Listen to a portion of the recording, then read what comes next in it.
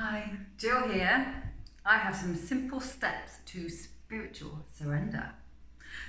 Now, spiritual surrender is not about doing nothing, and it certainly is not a weakness. In fact, it's taking action, and it's a strength, and it leads to very positive outcomes. Surrender is about giving up to the internal struggle, the fight inside, and letting go of control. It's all about being okay with what is in any given moment. It's about reducing negativity and stress and overthinking, and it's an absolutely beautiful way to let go of the noises in your head.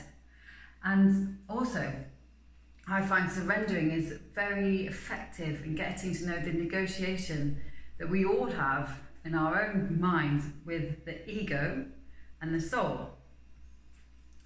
Now, very briefly, the ego can be fear-based. It's about feeling uncertain and sort of stopping ourselves going forwards and backwards, and it makes us worry about outcomes and wanting to control them sometimes. So we get ourselves in a bit of a pickle.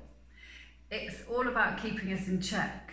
That can sometimes be too much because we're always going on, what should I be doing? What shouldn't I be doing? What should he be doing? What should she be doing?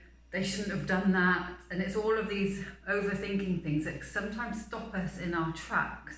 Whereas we could surrender into our heart's desire and be with what is in that any given moment and follow our desires.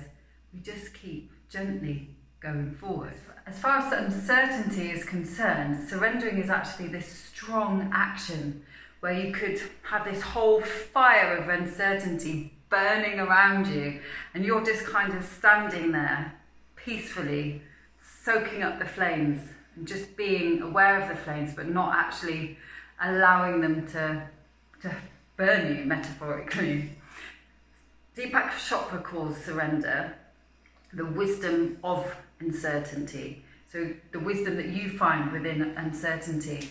And he talks about it's the absolute place of joy when you're being in that place of complete and utter trust that you know that all will be well. So surrender is a really great way to reduce conflict with yourself or others and enhance communication in relationships.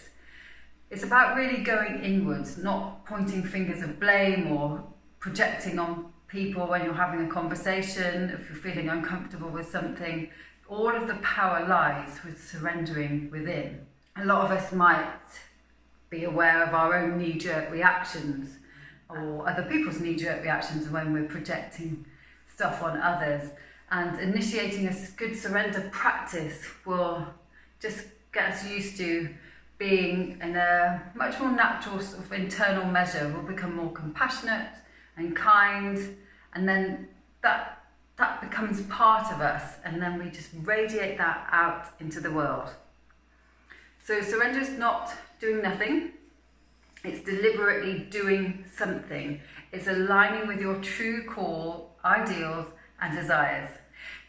It encourages a state of inspired action, a place to become more positive and in natural flow, where you will let go of all negativity and become more connected with your mental, physical, emotional and energetic body. So here are my 10 steps to spiritual surrender. Just want to say, do not do some of these when out in public. You're going to have to pick when the ones you can do out and about and when you do them at home. It's not always appropriate to start meditating in the middle of a supermarket, for example. So, my first tip, number 1, is let go of personal attachments to outcomes. This is massively about control. Remember I mentioned about the ego trying to control, maybe you try and micromanage things, or you can be overly judgmental. If you can let go of all of that attachment to what is going to happen, surrender with what is, you're almost there already. Number 2 is connecting with your divine intelligence. Ask yourself, am I in my feminine or my masculine self right now? Am I coming from a feminine energy or a masculine energy? If you can be in a feminine flow, a place of nurturing rather than a masculine solution-led energy, surrender will come far easier. It's so simple once you can get into that gentle flow. This goes for men and women. We both have masculine and feminine energies. Number 3 is open your heart. Now this one you can do anywhere because it's a question, an internal question. What is the invitation to surrender in this moment? So if you want to go a little deeper, how can I act gracefully in this moment? If you want to go deeper, how can I come from a place of love, not fear? Love, ego-based fear.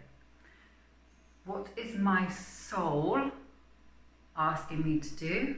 What is my ego preventing me from doing?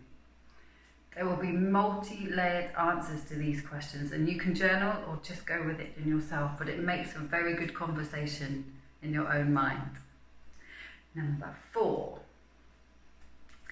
know that a solution is coming and offer it to your higher self, the universe, God, however you see the higher power, the higher energy around you, offer it out. Know that it's already there and just give the burden up and trust in divine timing. You know that saying Einstein famously said, the solution is not found in the same place the problem was created. Now that rings so true for me around energy, because you can't find a solution in the same vibrational level as a problem was created. So your vibration is raised and then the solutions just come. So let things unfold by surrendering, and in timing it will all become apparent. This is incredibly, incredibly powerful. Number 5, body wisdom. How much do you actually talk to your body? We hold all of our emotions in our body.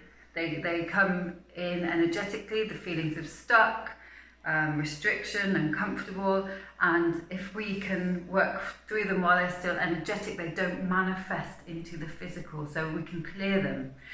And if we can notice resistance in our body, whether it's emotional, energetic or physical symptoms, if we can surrender into that feeling and ask our body what it needs, what is it saying? Just let your body be heard like you wish others could hear you. Ask your body questions, and literally, if this interests you and you don't know about metaphysics, start with author Louise Hay. I think she's sold over 40 million copies with her book, How to Heal Your Life, and then just keep going because it opens up so much. Number 6, practice patience. If you feel the need for something to be done immediately, or you're not feeling heard, quickly check in and just ask yourself, am I rushing? Am I pushing? Or am I forcing? How can I slow down in this moment to get a better result? There's an absolutely amazing author, Dr. David Hawkins. He's written a couple of books. One is Letting Go and the other is Power versus Force. When we're in force, we're not in a great place. When we're standing in our power, we really are. Number 7, smile softly. Now, when you notice that point of resistance coming up in you, and you might be getting a bit tense, I invite you to smile. Just smile. Bring the attention to your face. Maybe think some lovely, kind, compassionate thoughts about yourself, or think kind, compassionate thoughts about a loved one. And then keep that smile there all day long. And notice what outcomes you get from that. Number 8, the 5 Gs. No phone references here. So this is about gratitude. Anything simple and anything random. Either just name them or journal. Anything in the moment you can be grateful for. The table, the sun, even the cat, especially the cat. So just remember, a grateful heart is a magnet for miracles. How amazing is that? Number 9.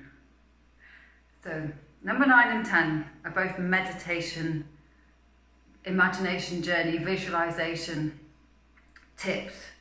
So number 9 is bringing your weight into the present. So shut your eyes, deep breath, bring all your awareness into your body, letting go of thoughts, and just feel really heavy. Allow gravity to do its job and just keep going down, down, down, down, down, all the way into your feet. Notice your flesh, your muscles, your bones, the density of your body, and just keep breathing. And then picture a star. It's the Earth star, about 1 meter below your feet.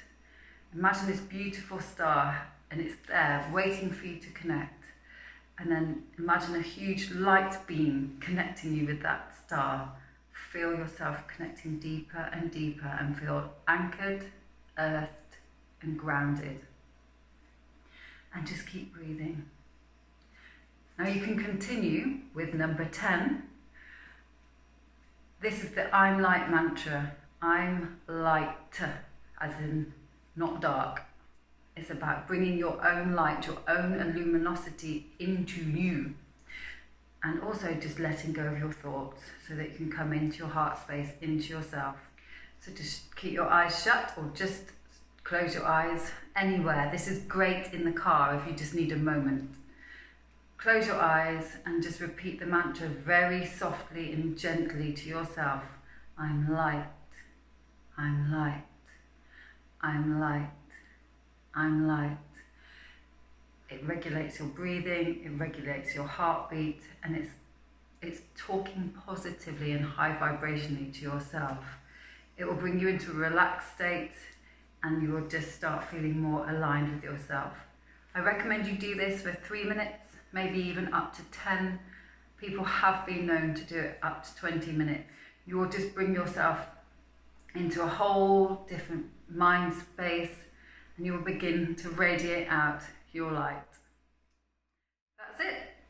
I hope you have enjoyed my 10 simple steps to spiritual surrender. Please do check in with my other videos and free meditations, and as always contact me for anything around coaching and groups and events, online and offline. And my email is jill@jillkirkham.com. Speak to you soon.